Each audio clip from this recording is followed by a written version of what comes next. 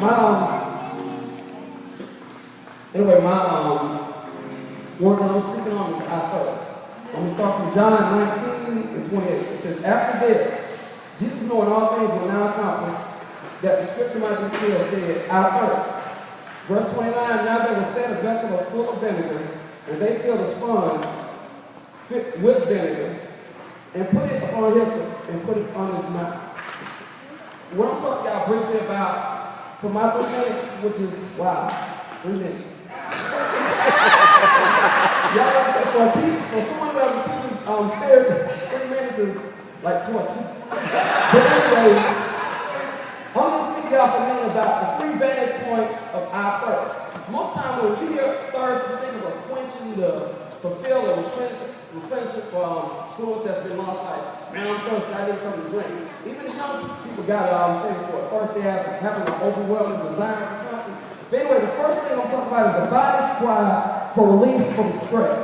Our thirst, an urge or restlessness to fulfill a strong desire, mostly due to the lack of. Anyway, this first outburst, when Jesus said outburst, it was a cry out from the body because I can't take no more stress. I can't take no more of this agony. I can't take no more of the strife. I can't take no more of the loss of blood. I can't take no more of the loss of the water. But anyway, that was the body's cry out. That's one aspect, from one vantage point. Another one, a form of worship. The song says, we thirst for you. One thing about it, Jesus wanted to get God's attention, as one of the ministers said earlier. One thing about it, when you thirst for God and you thirst for Him, you give yourself and you make yourself a sacrifice.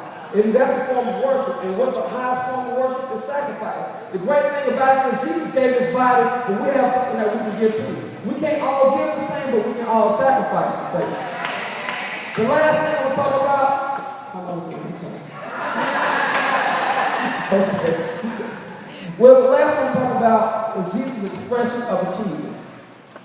The last I thirst that He said. When He said I thirst, it was more than just talking about a form of worship. It was more than just His body crying out. But this last one was achievement. Now, the way I felt, this spoke to me when I read the scripture says, an extreme level of submission to God in which the flesh is completely disregarded in order to achieve a heightened spiritual awareness to commune with God.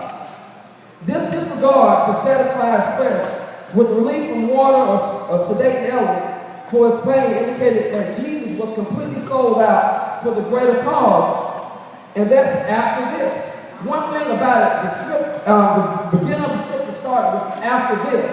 And one thing I want to let y'all know, after this is the motivation to endure, knowing the end result, which is assurance for comfort, consolation, and the rest for detrimental time.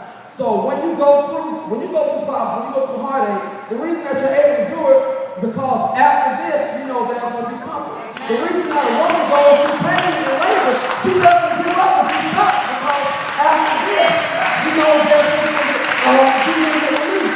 And one thing that I want to say to you, as my time is gone, no matter what you deal with, know that you can make it because after this.